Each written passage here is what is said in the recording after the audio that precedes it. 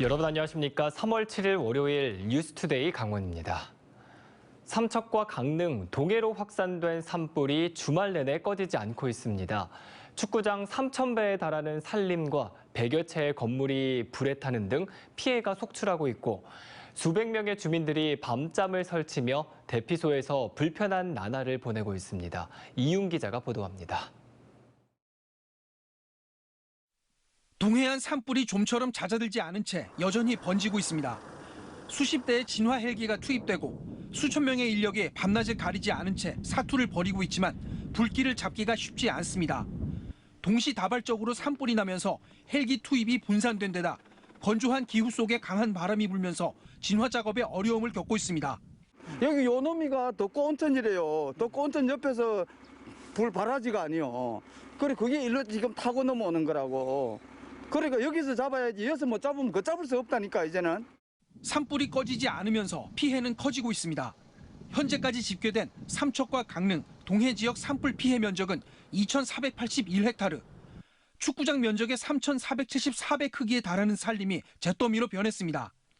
주택과 창고 등 100여 채의 건물이 탔고 주민 수백 명이 집을 떠나 대피소에서 연일 밤을 보내고 있습니다. 일부 주민은 집이 불에 탈까 노심초사하며 뜬 눈으로 밤을 지새웠습니다. 한 1년간 걸쳐서 새로 집을 지었는데 똑같은 불이 발생해서 지금 집을 최대한 지켜보려고 피신을 안 하고 지금 대기하고 있는 상태입니다. 불똥이라도 치면 불을 꺼야 되니까 그래서 대피를 못 하고 있는 거예요 지금. 아버님은 잠도 하나도 못 주무셨겠네요. 지금 여기서 계속 내다보고 계속 지금 잠을 못 잤어요. 산림 당국이 불길을 잡는 데 최선을 다하고는 있지만 악조건 속에 산불이 장기화되면서 피해가 더 늘어날까 우려되고 있습니다. 이런 가운데 정부는 울진군과 삼척시를 특별 재난 지역으로 선포해 피해 복구를 지원하기로 했고 강릉과 동해 등 다른 피해 지역도 추가 특별 재난 지역 선포를 검토하고 있습니다. 한편 강릉 옥계 산불을 낸 것으로 지목된 방화 용의자에 대한 수사는 속도를 내고 있습니다. 토치를 이용해 고의로 산불을 낸 혐의를 받는 60대 남성이 법원의 영장 실질 심사를 거쳐 구속됐습니다. MBC 뉴스 이용입니다.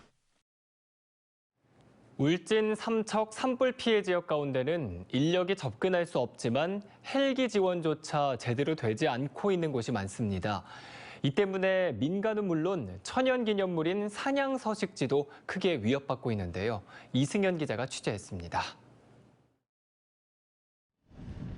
검붉은 화염이 산허리를 따라 무서운 기세로 번집니다. 소방관들이 불길을 잡으려고 가파른 산을 힘겹게 기어 올라갑니다. 소방호스 하나로 화마와 싸워보지만 역부족입니다. 산불 현장입니다.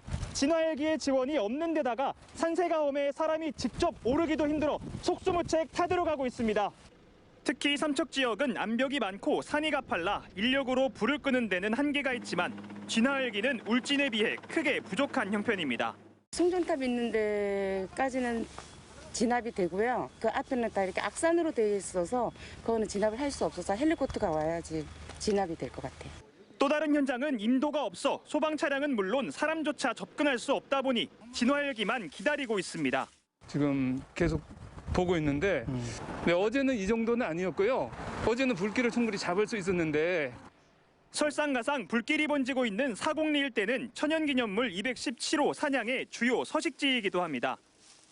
이 일대에만 300~400마리가 살고 있는데 불길이 계속해서 번질 경우 산양의 서식 환경이 파괴되면서 먹이 활동에도 큰 지장이 있을 것으로 우려됩니다. 어린 새싹들을 좋아한단 말이에요. 아니면 이제 그런 이끼류나 이런 걸 많이 먹는데 산불로 인해서 이제 그 먹이가 단절이 되기 때문에 화마가 얽히고 간 지역에서는 동물도 생존의 위협을 받고 있습니다. MBC 뉴스 이승현입니다.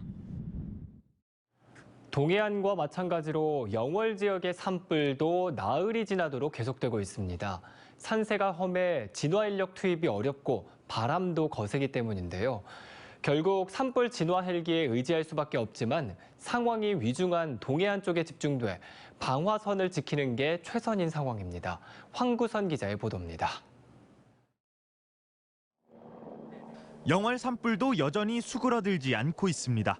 해발 920m 운교산 자락에 산세도 험한 까닭에 진화 인력 배치가 매우 힘든 상황입니다. 영월 지역 강풍주의보는 해제됐지만 여전히 초속 9m가량의 강한 바람이 불고 있는 데다 메마른 산림에 쉽게 불이 번지고 있습니다. 최대 규모인 880명을 투입했지만 방화선을 유지하는 정도라 산불 진화 헬기에 의지할 수밖에 없습니다. 진화 작업이 진행됐던 지난 사흘간 가장 많은 9대의 헬기가 투입됐지만 큰 불을 잡기에는 역부족이었습니다. 좌우로 지금 불이 좀 확산되는 경우가 많습니다. 그래서 화선이 넓다 보니까 진화 인력도 많이 필요하고 그에 따라 좀 헬기도 많이 좀 필요한 그런 상황입니다. 당초 예정됐던 진화 헬기 11대 가운데 일부는 강릉과 삼척 산불 현장으로 투입됐습니다. 지금 아시다시피 동해안 쪽 울진 쪽에 그쪽에 이제 피해가 더 커가지고 그쪽에 많이 투입이 됐어요. 산불이 시작된 지난 4일 대피했던 3개 마을 주민 50여 명은 모두 집으로 돌아갔지만 언제 또 민가 쪽으로 불길이 번질지 잔뜩 긴장하고 있는 상황입니다. 현재까지 추정되는 피해 면적은 169헥타르로 축구장 236개 규모. 산림과 소방당국은 다시 날이 밝는 대로 헬기 10여 대를 투입할 방침입니다. 한편 경찰은 최초 발화 지점인 산 주변 농가에 대한 조사를 산림청 특별사법경찰관에 의뢰할 계획입니다. MBC 뉴스 황구선입니다. 지난 4일 발생한 산불로 울진 삼척 피해 지역이 특별 재난 지역으로 선포된 가운데 같은 시기 산불이 발생한 강릉과 동해 지역에 대해서도 재난 지역 선포를 요구하는 목소리가 나오고 있습니다.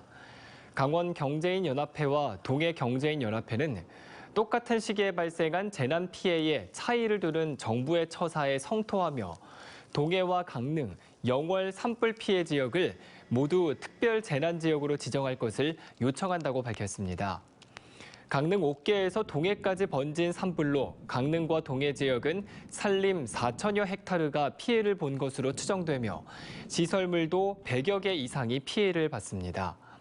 한편 강원도에서 대형 산불로 특별 재난 지역이 선포된 것은 2000년 동해안 산불과 2005년 양양 산불, 2019년 강원 동해안 산불에 이어 이번이 4번째입니다. 다음 소식입니다. 맞벌이나 한부모 가족에게 학교 정규 수업이 끝난 뒤 아이를 돌볼 곳을 찾는 게 말처럼 쉬운 일은 아닙니다. 교육당국과 지자체가 운영하는 초등 돌봄 교실이 학부모들의 기대에 비해 서비스도 부족하고 만족스럽지 못하기 때문인데요. 강화길 기자가 취재했습니다. 강원도 여성가족연구원이 지난해 10월 초등 돌봄 실태를 조사했습니다. 강원도에서 처음 있는 연구입니다. 강원도에 적합한 초등 돌봄 사업 모델을 만들기 위해서입니다. 1,600명의 초등 학부모들에게 설문을 돌렸더니 77%가 초등 돌봄 서비스가 충분하지 않다고 답했습니다. 서비스가 충분하지 않은 이유는 집 근처에 이용할 만한 기관이 없거나 이용 자격과 조건이 까다롭고 어떤 제도들이 있는지 잘 모르겠다는 반응을 보였습니다. 더욱이 학부모들은 돌봄 기관에서 제공하는 서비스에도 불만이 적지 않았습니다. 대다수의 학부모들은 특기 적성과 다양한 체험 프로그램 제공이나 영어 수학 심화 교육, 기초학력 지원 등 다양한 교육 서비스 제공을 바랐습니다. 이 때문에 학교와 지역 아동센터 등 799곳의 초등 돌봄 서비스 제공기관 이용률은 23%에 불과합니다. 특히 학기 중 평일에는 12%, 방학에는 16%의 어린이들이 어른 없이 혼자 있는 돌봄 공백 상태에 놓여 있었습니다. 강원도 여성연구원은 공급 확대 중심에서 벗어나 질 높은 보편적 서비스 제공과 돌봄 운영기관인 지자체와 교육청의 협력, 이용자를 위한 접근 창구 통합 등을 제안했습니다. 제도들 자체가 너무 복잡하고 분절적이어서 이용자들 입장에서는 좀 사실 혼란이 있을 수가 있습니다. 그래서 좀 더 질 높은 서비스로의 전환이라든지 아니면 찾아가는 서비스로 이런 패러다임의 전환이 좀 필요할 것이라고 생각이 됩니다. 이를 위해 강원도에 맞는 온종일 돌봄 중간 지원 조직을 만들어 수요자에게 맞춤형 돌봄 서비스 정보를 통합 제공하도록 했습니다. 또한 초등 돌봄 서비스 운영 주체로 도시 지역에는 협동조합 같은 사회적 경제형, 농촌에는 마을 자치형 돌봄 교육 공동체 모형을 제시했습니다. MBC 뉴스 강화길입니다.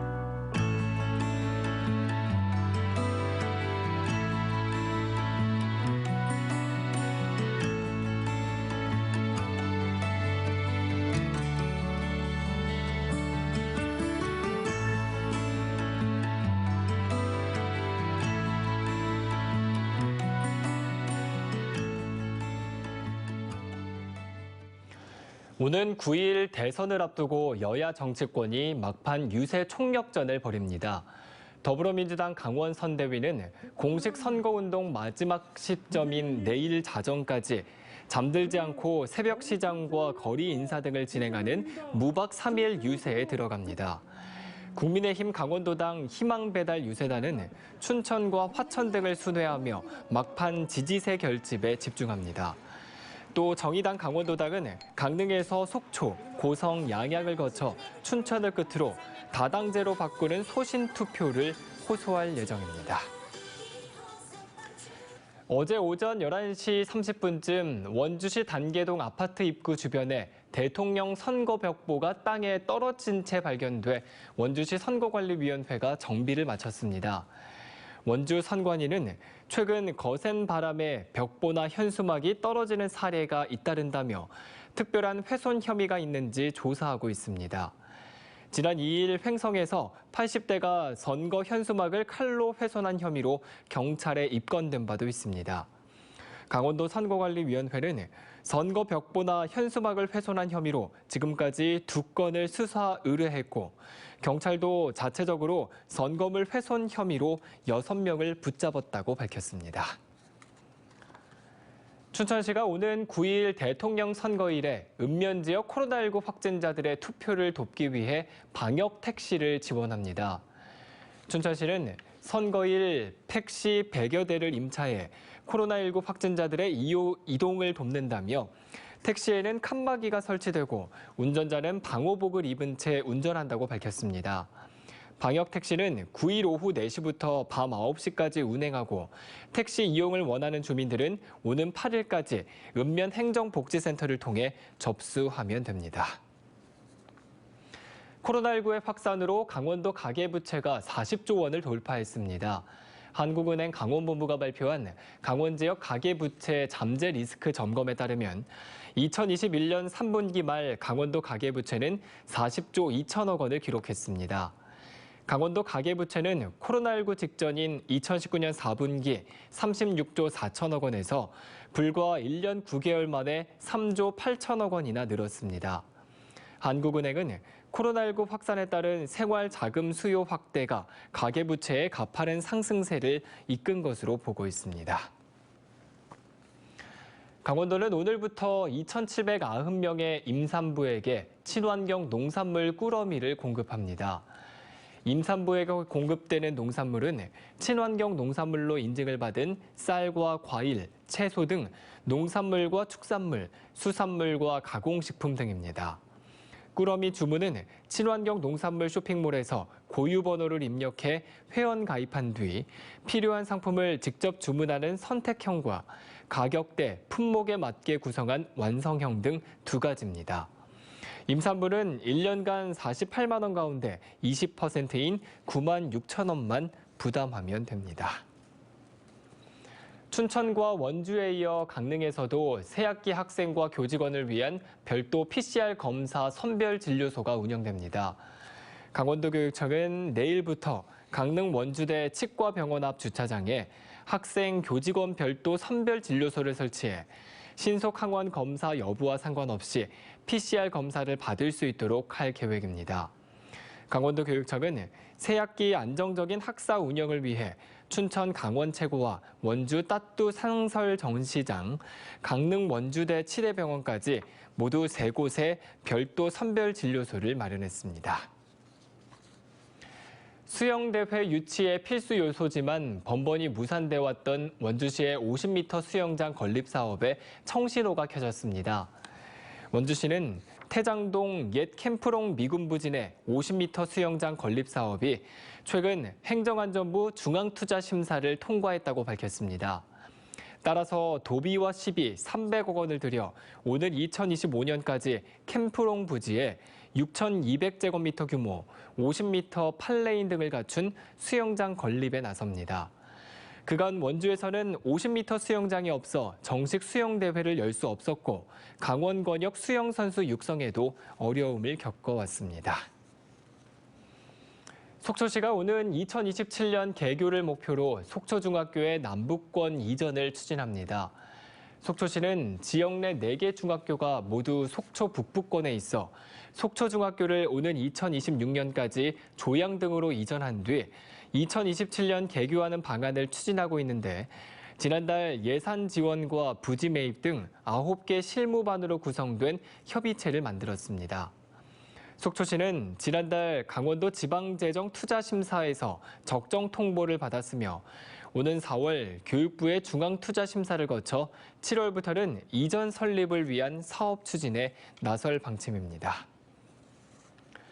강원도가 폐광 지역 내 창업 활성화를 위한 폐광지 창업 지원 신청을 받습니다.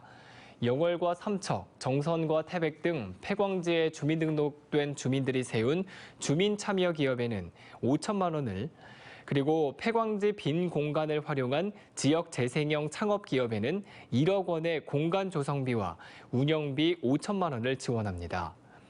오는 18일까지 각 폐광지 담당 시군에 지원 신청을 하면 현장 실사를 통해 다음 달 대상 기업을 선정할 예정입니다.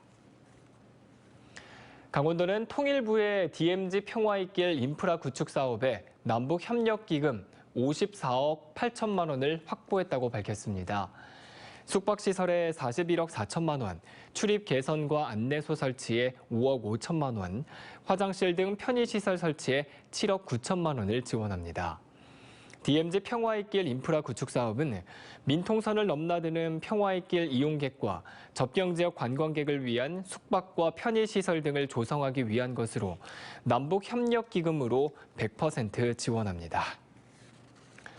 올해 초 저조했던 도내 오징어 어획량이 여전히 늘어나지 않고 있습니다. 올 들어 최근까지 집계된 도내 오징어 어획량은 모두 409톤으로 지난해 같은 기간과 평년 수준보다 68% 줄었습니다. 어획고도 31억 원에 그쳐 지난해와 평년의 30% 수준에 머물고 있습니다.